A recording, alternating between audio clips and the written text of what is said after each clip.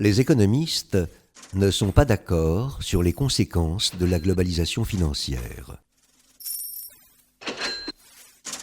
Ils n'ont pas le même avis sur l'opportunité et les modalités d'intervention des États pour les maîtriser.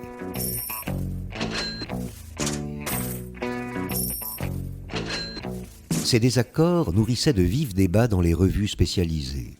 Avec la crise de 2008, ils ont fait la une des journaux. Pour poser ces questions, j'ai imaginé un débat contradictoire entre trois économistes représentant les principales écoles de pensée. Ainsi pourrons-nous examiner à grandes enjambées les analyses et les opinions et prendre une première mesure de l'objet et de l'ampleur des désaccords. Notre premier économiste est un libéral. Nous l'appellerons Monsieur L. Monsieur L est convaincu que seul le libre fonctionnement des marchés permet d'atteindre l'efficacité économique maximale. Il sait que les marchés ne sont pas parfaits, mais il les croit perfectibles. À ses yeux, la seule justification de l'intervention de l'État est de corriger les imperfections du marché. Monsieur L croit avant tout aux vertus de la concurrence. Il est donc naturellement très favorable au libre-échange, qui, selon lui, accroît nécessairement la richesse des pays qui s'y livrent. Monsieur L ne nie pas que le fonctionnement libre des marchés puisse conduire à des inégalités sociales, mais il exige qu'on sépare la question de l'efficacité économique et celle de la justice sociale. Pour lui, sacrifier l'efficacité économique au nom de la justice sociale conduit toujours, in fine, à moins de bien-être pour tous. Le deuxième économiste, c'est aujourd'hui une économiste, est keynésien et institutionnaliste. Nous l'appellerons Madame K.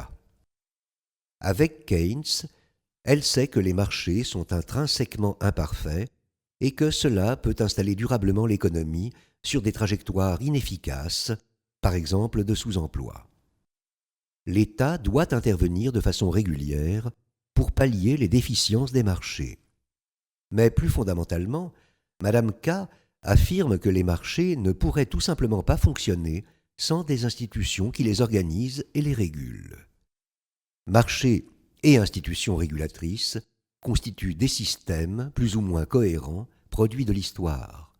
Selon Madame K, ces systèmes diffèrent significativement quant à leur capacité d'engendrer une croissance soutenue et régulière, à leurs effets sur la répartition de la richesse, au type de crise qu'ils connaissent. La dernière économiste, c'est encore une économiste, fut marxiste et si elle ne l'est plus, elle en retient cependant quelque chose. Nous l'appellerons Mademoiselle M. Mademoiselle M pense que le capitalisme, livré à lui-même, est incapable de mobiliser pleinement les effets bénéfiques du progrès scientifique et technique et ne peut qu'engendrer des crises de gravité croissante. Elle a ainsi rallié la cause écologique. Le seul moyen de contrecarrer les tendances naturellement destructrices du capitalisme est, à ses yeux, de l'encadrer étroitement par des politiques publiques au bénéfice du plus grand nombre. Mademoiselle M estime qu'il faut réduire autant que possible l'extension des marchés en soustrayant à leurs lois tout ce qui est le plus essentiel à la vie des gens ordinaires et en l'organisant dans le cadre de l'État pourvoyeur de biens publics ou d'une économie sociale fondée sur la solidarité. Les présentations ainsi faites, lançons le débat par une question volontairement très générale. Quel jugement portez-vous sur l'évolution de la finance depuis 30 ans ?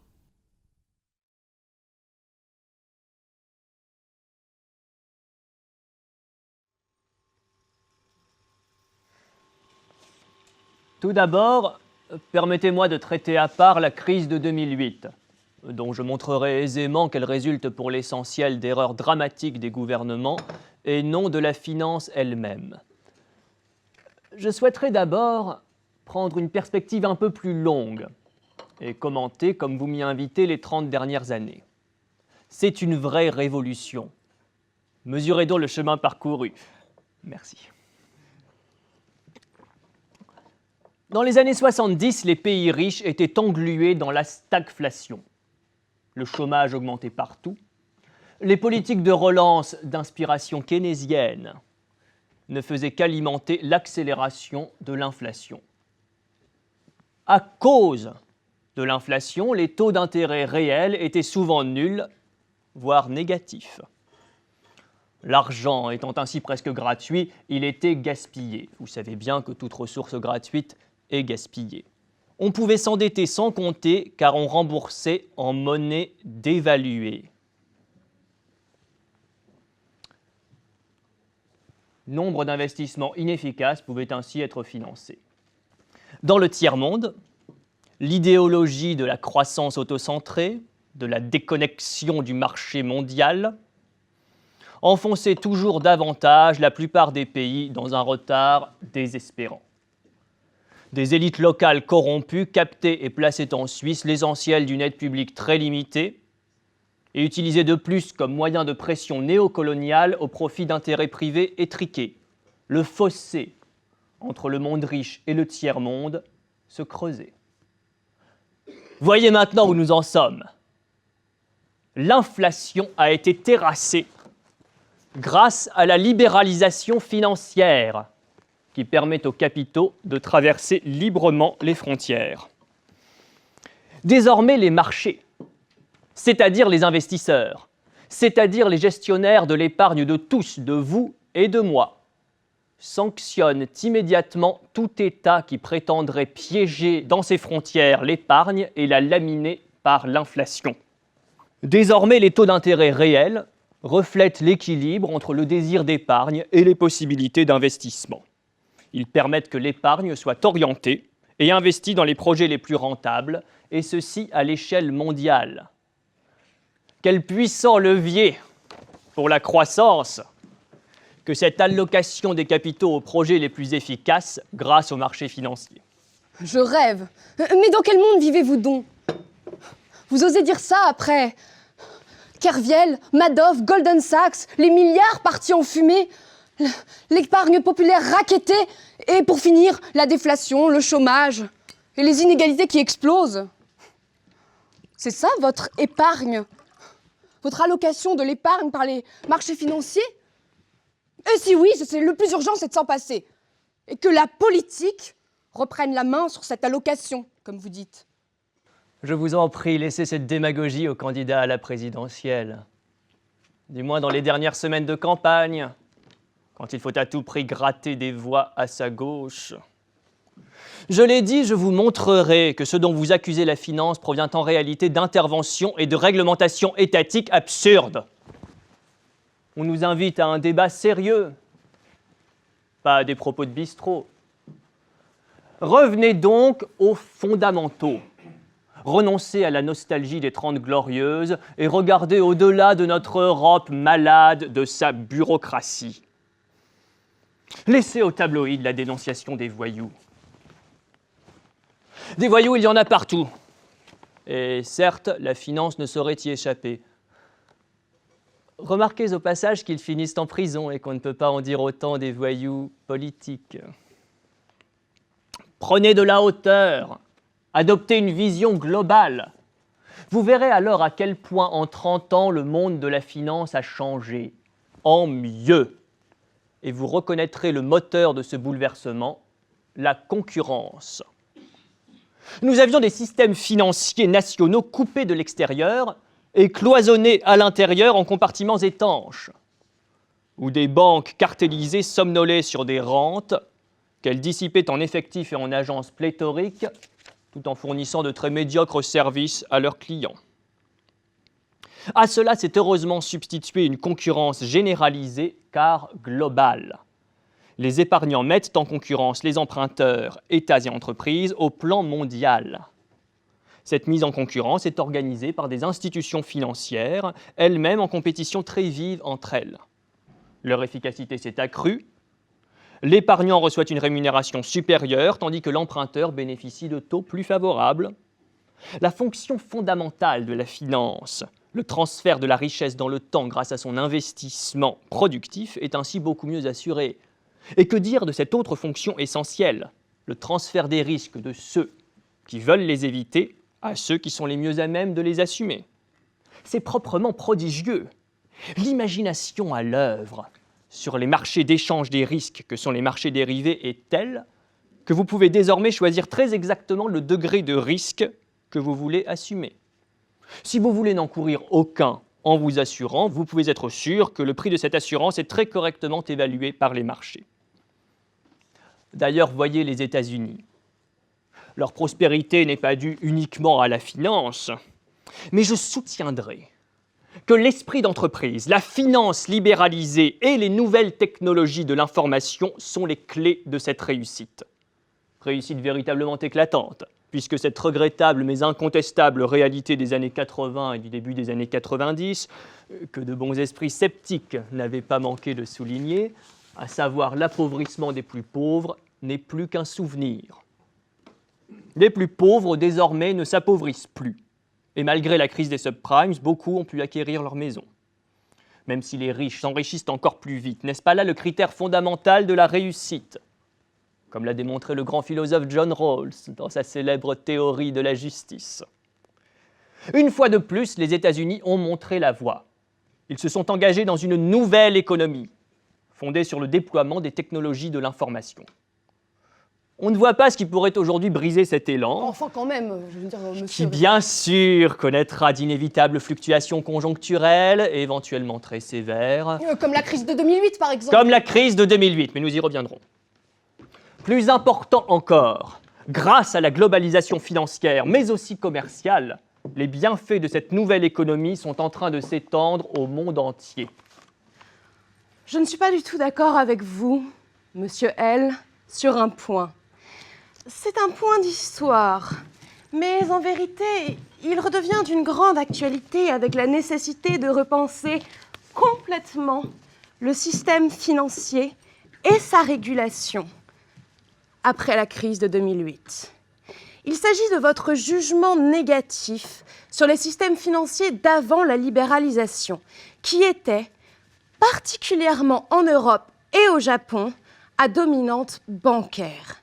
Le financement bancaire de l'économie possède sur la finance de marché, qui met directement en rapport les emprunteurs et les prêteurs, un avantage incontestable. Une banque connaît en effet mieux les risques. Elle les apprécie mieux. Elle est capable, par conséquent, d'en prendre de plus grands, de financer des projets rentables, mais dont la rentabilité ne se manifestera qu'à long terme, de financer l'innovation, qui est toujours risquée. Les systèmes fermés à dominante bancaire que nous avons toujours connus jusqu'au milieu des années 70 étaient donc plus favorables à l'investissement et à la croissance que la finance actuelle, finance globale, où le rôle traditionnel des banques a été fortement réduit au profit des marchés. En particulier par la titrisation, dont les excès sont à l'origine de la crise de 2008. Peut-on dire que les systèmes financiers à dominante bancaire étaient inefficaces quand on constate l'éclatante, je reprends votre adjectif, réussite de la France, de l'Allemagne et du Japon jusqu'au début des années 80 ? Les États-Unis à l'époque n'avaient-ils pas sombré dans le doute et l'autodépréciation au regard des succès du Japon et de ses petits frères du Sud-Est asiatique ? Les dragons ? Les tigres ? Personne ne s'en souvient plus aujourd'hui. Le Japon a passé plus de 20 ans en plein marasme en raison du caractère désastreux de la politique de son gouvernement après le crash du début des années 90. L'Asie du Sud-Est a été sévèrement corrigée pour son capitalisme de copains opaque et inefficace. Tous ont payé le prix de leurs erreurs passées, quand ils ont cru trouver un système original qui s'écarterait par trop des règles éprouvées du libéralisme économique. N'en restons pas à l'analyse du passé. De toute façon, la globalisation financière était inévitable. Et il faut s'en accommoder. Je lui reconnais volontiers, comme vous, monsieur L, certains avantages. Mais il ne sert à rien d'en masquer les inconvénients. J'en vois principalement 3, qui ont éclaté et se sont conjugués de manière spectaculaire dans la crise de 2008. Le premier, je l'ai déjà cité. La finance libéralisée engendre un manque à croître de l'économie par sa préférence pour les profits rapides et faciles par rapport à des profits éventuellement plus grands, mais plus lointains et risqués. Autrement dit, elle impose aux entreprises industrielles une logique purement financière de court terme au détriment de l'innovation et de la croissance. Deuxièmement, la finance libéralisée rend l'économie beaucoup plus cyclique. Elle amplifie les retournements de conjoncture. Troisièmement, en témoigne hélas la récession à partir de 2009, la finance libéralisée et tout particulièrement le développement incontrôlé et peut-être incontrôlable de la titrisation et des marchés dérivés ont accru significativement le risque de système. C'est-à-dire le risque qu'une crise financière initialement localisée ne dégénère, comme s'effondre un château de cartes, en crise générale de très grande ampleur, dont il est toujours long et difficile de sortir par les moyens disponibles de la politique économique. En bref, la finance libéralisée et globalisée a pris bien trop d'avance par rapport aux moyens étatiques, en l'occurrence interétatiques, de sa régulation. De puissants instruments de régulation de la finance globale sont indispensables. Ils sont aujourd'hui notoirement insuffisants. Comment juger l'évolution de la finance depuis 30 ans? Votre question est très mal posée. La globalisation financière n'est qu'un aspect, certes l'un des plus négatifs, on va le voir, du processus de globalisation tout court. La globalisation inclut l'ouverture systématique et rapide des pays, non seulement aux capitaux, mais aussi aux marchandises, aux investissements directs et aux informations, y compris les produits culturels fabriqués à Hollywood. Mais vous avez raison de commencer par la finance, car c'est certainement dans ce domaine que le processus destructeur, qu'est la globalisation, est le plus avancé. Son objectif est, en effet, de détruire le fragile équilibre qui s'était mis en place dans l'après-guerre entre le capital et le travail, sous menace de contagion communiste. Cet équilibre, malgré ces injustices flagrantes, a tout de même permis, en Europe, au Japon et aux États-Unis, l'augmentation générale des niveaux de vie. Il est aujourd'hui détruit au profit du seul capital. La globalisation financière a privé les États, garants de ce fragile équilibre, de tout moyen de contrôler les appétits désormais sans limite de l'argent, qui ne cherche qu'à se transformer en plus d'argent. Les marchés financiers dictent désormais aux États leur politique monétaire, ce que doivent être les taux de change et les taux d'intérêt. Il se met le même de dicter les politiques budgétaires, exigeant que l'État maigrisse, que les systèmes d'assurance sociale et les entreprises de services publics soient démantelés et privatisés, que les impôts et les prestations sociales soient réduits. Tendanciellement, si l'on y met fin, le monde sera gouverné par un groupe d'institutions financières et de firmes multinationales sans aucune légitimité démocratique. Or, tout cela, pourquoi? Pour une économie qui devient de plus en plus virtuelle. Les affirmations de M. L sur l'efficacité de l'allocation du capital dans le système actuel sont des fables. La réalité massive de la finance globale, c'est la spéculation. Grâce à des instruments dérivés de plus en plus sophistiqués, l'argent tourne en rond dans une sphère virtuelle, à la recherche de profits immédiats et sans jamais alimenter la croissance de l'économie réelle. Quand il s'investit dans les entreprises, en bourse par exemple, c'est pour exiger des rendements excessifs du capital, qui ne peuvent être obtenus que par une réduction des revenus du travail et des licenciements massifs vidant les entreprises de leur substance, les compétences accumulées des hommes qui les constituent. La bourse favorise les fusions et les acquisitions hostiles par OPA et OPE. Voyez le résultat! Après chaque fusion, on dégraisse, on licencie pour supprimer les doubles emplois, pour faire jouer à plein les synergies. Mais le cours des actions, lui, monte. au seul profit des actionnaires et des dirigeants qui gagnent des sommes indécentes grâce au système des stock options. Et cela arrive même pendant les crises les plus graves, comme en 2008.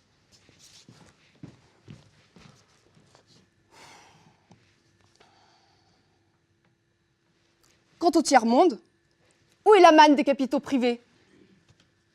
Les pays qui sont passés par les fourches caudines du FMI et sont devenus économiquement corrects voient sans doute affluer les capitaux privés avides de profits rapides. Mais à la moindre difficulté, au moindre accroc à l'orthodoxie officielle, tenir son taux de change, privatiser, faire maigrir l'État, ces capitaux fuient plus vite qu'ils n'étaient entrés, jetant à nouveau le pays entre les mains d'un FMI qui lui fait la leçon. C'est de votre faute! Vous n'avez pas encore bien compris les règles de l'économie de marché. Vous n'êtes pas assez transparent. Banques, entreprises, États entretiennent chez vous des rapports un peu glauques, pour dire les choses brusquement. Il y a chez vous beaucoup trop de corruption. Alors, encore un effort sur le dos du peuple et vous allez gagner la confiance des marchés. Bref. Partout, les inégalités s'aggravent, au profit d'une minorité non seulement avide, mais aussi inconsciente de ce qu'elle conduit l'économie mondiale droit dans le mur.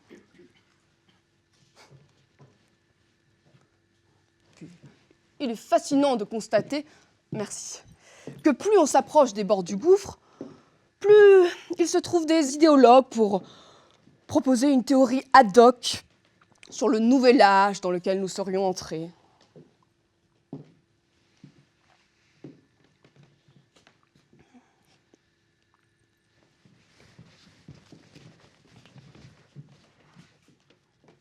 Vers la fin des folles années 20 aussi, quand le crash boursier de 1929 et la catastrophe qui suivit étaient imminents, on parlait, à de rares esprits lucides près, que d'une nouvelle période de prospérité infinie fondée sur un irrésistible progrès technique qui allait diffuser ses bienfaits au monde entier et qui justifiait parfaitement l'envolée des cours de la bourse. Heureusement, bien avant la crise de 2008, qui, je l'espère, va convaincre suffisamment de gens de s'engager pour promouvoir un développement durable affranchi de la dictature des marchés, les esprits lucides furent plus nombreux que dans les années 20. Même des individus situés au cœur du système et en ayant largement bénéficié, comme George Soros, l'ont déclaré haut et fort. Il n'y a rien de bon dans la globalisation financière et dans son économie de casino. Je trouve plaisant de voir George Soros récupéré par l'ultra-gauche.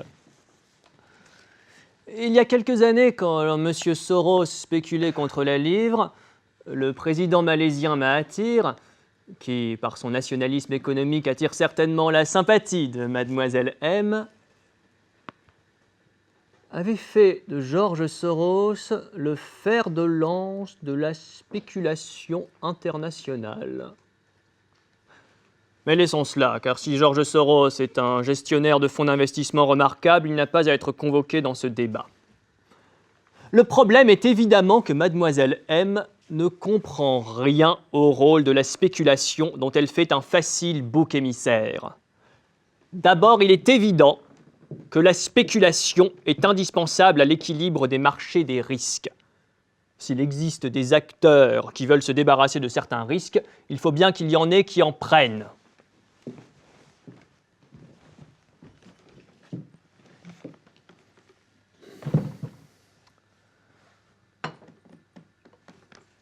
Avec vous, chère Madame K, je suis tout de même plus en mesure de dialoguer de façon constructive. Je tiens donc à répondre à vos inquiétudes concernant une possible aggravation du risque de système et aborder par là les causes de la crise de 2008. Dans une certaine mesure, je partage votre inquiétude, mais pas pour les mêmes raisons que vous. D'où viendrait en effet cette aggravation ? De ce que certains acteurs prendraient dans la finance globale actuelle des risques excessifs? Mais réfléchissons aux raisons qui peuvent conduire un acteur à prendre des risques excessifs.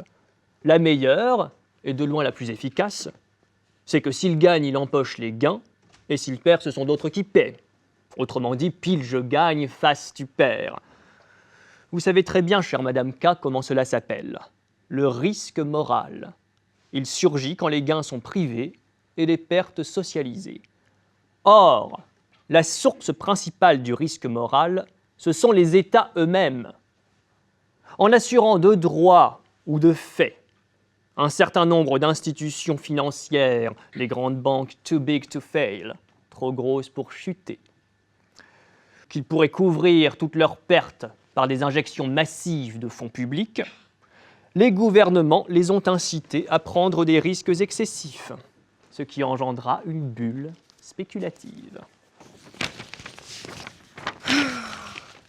Mais vous savez vous-même très bien que les grandes banques sont réellement too big to fail.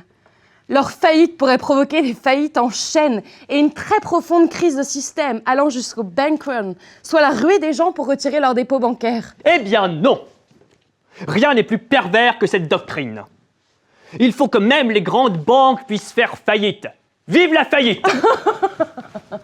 La faillite, c'est la sanction de l'inefficacité. C'est grâce à elle que la concurrence sélectionne les meilleurs. Au risque, allez-vous me rétorquer, de provoquer des paniques, des ruées vers les guichets, d'interrompre le système des paiements? Certes non. Pour que le système des paiements soit garanti, il suffit que les banques puissent offrir à leurs clients la possibilité d'assurer leurs dépôts en cas de faillite. Un système d'assurance privée, soumis aux règles normales des compagnies d'assurance, peut parfaitement y pourvoir. Les dépôts assurés, la faillite d'une banque n'aurait de conséquences que pour ses créanciers et ses actionnaires. S'ils savent qu'elle peut faire faillite, soyez certains qu'ils se chargeront d'exiger d'elle les garanties, la transparence et la gestion prudente que les États s'acharnent avec un médiocre succès à obtenir par des réglementations qui s'essoufflent à courir derrière les innovations de la finance moderne.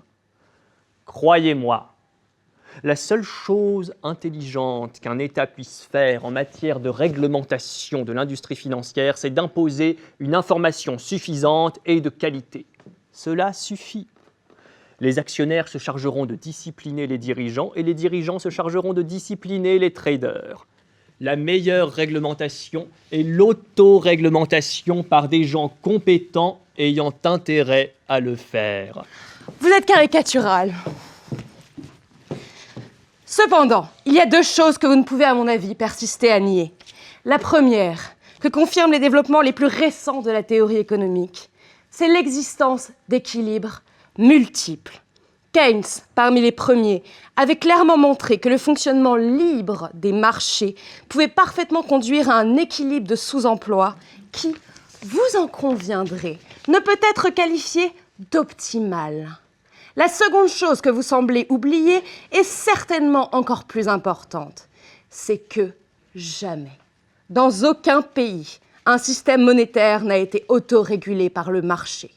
La confiance dans la monnaie, bien public, inestimable, facteur indispensable au fonctionnement même des économies de marché, exige l'intervention vigilante des États.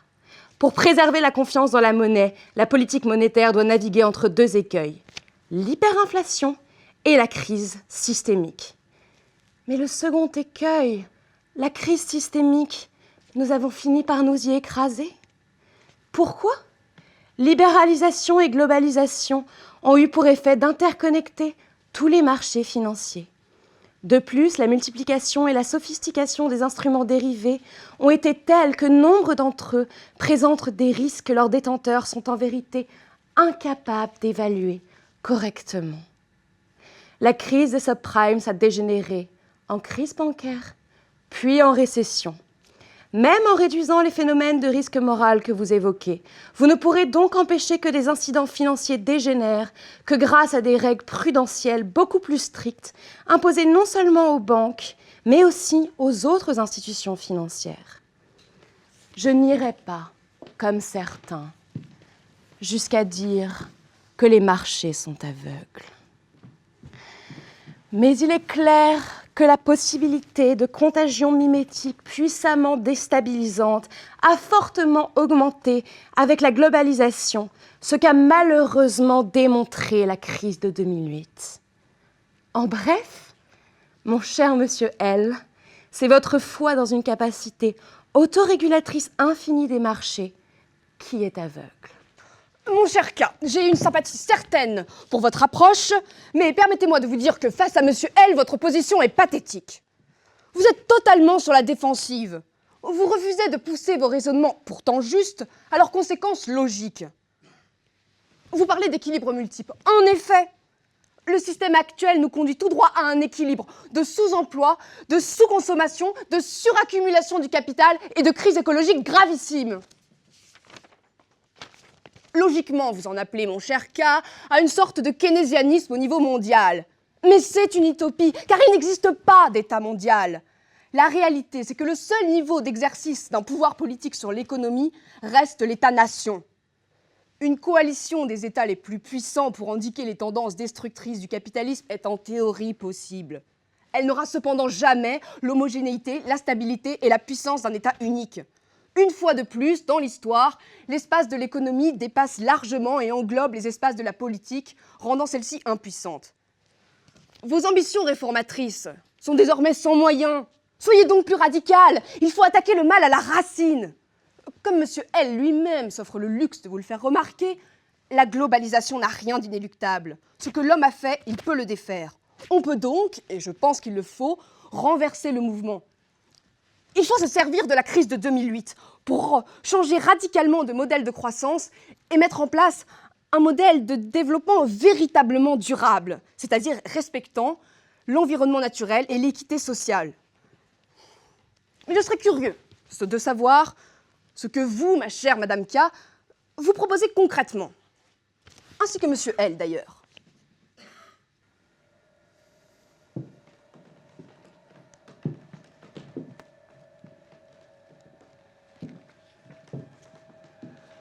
Pour moi, les deux mots-clés sont liberté et responsabilité.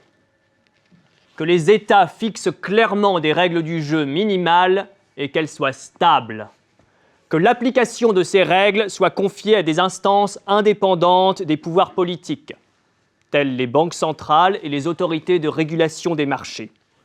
Qu'au-delà de ce rôle, les États s'abstiennent de toute intervention discrétionnaire sous couvert de la défense de l'intérêt général, en réalité pour défendre des intérêts particuliers. Les acteurs économiques connaîtront et exerceront alors pleinement leur liberté. Ils seront responsables de leurs actes. Les actionnaires disciplineront les dirigeants d'entreprise, les créanciers disciplineront les débiteurs. La sélection naturelle des acteurs et des institutions les plus efficaces jouera pleinement et le bien-être général s'accroîtra. Ma conviction est qu'il n'existe pas de marchés efficaces sans institutions régulatrices. Les marchés sont mondiaux. Il nous faut progresser vers des institutions de régulation mondiale. Le plus urgent est de renforcer la réglementation des institutions financières. Au-delà, il est indispensable que les gouvernements des pays riches acceptent de mieux coordonner leurs politiques économiques et donc de céder un peu de leur liberté au profit d'une meilleure régulation macroéconomique mondiale. Quant à moi, je le répète, j'affirme qu'il faut renverser le mouvement de globalisation pour restituer aux États leur souveraineté en loc. C'est possible. En ce qui concerne la globalisation financière, il faut s'attaquer d'abord au mouvement de capitaux spéculatifs et aux paradis fiscaux. Nous proposons d'appliquer une taxe Tobin aux mouvements internationaux de capitaux et de l'affecter au financement de l'aide publique au développement. Il faut résolument réorienter la croissance vers une croissance plus verte, voire vers une décroissance. Ne croyez pas que nous fassions la moindre confiance au gouvernement des pays riches qui, de gauche comme de droite, ont toujours voulu et soutenu la globalisation depuis plus de 30 ans. Les États ne sont que des instruments. Pour renverser et d'abord stopper le processus de globalisation, il faut donc que s'unissent par-delà les frontières les forces populaires, les organisations syndicales et non gouvernementales représentant ceux, l'immense majorité, qui souffrent de la globalisation, pour contraindre les États à reconquérir les pouvoirs qu'ils ont abandonnés et à défendre la société contre le capitalisme.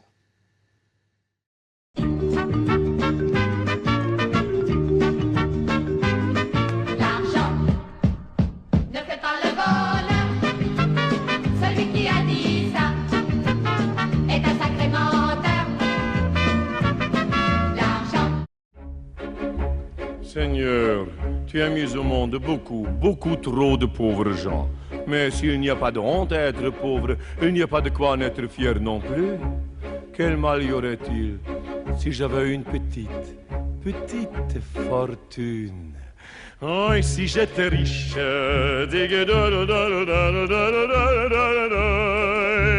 oh, et si j'étais riche, de moi. Hey, adieu la charrette.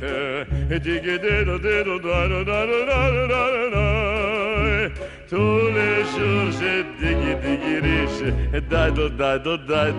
De moi. Je bâtirai un vrai palais, montant jusqu'au ciel sur la place du marché. Des murs plantés bien droits sous un toit doré. Un escalier de marbre, un autre tout en bois, l'un pour entrer, l'autre pour sortir. Et encore un troisième pour la joie.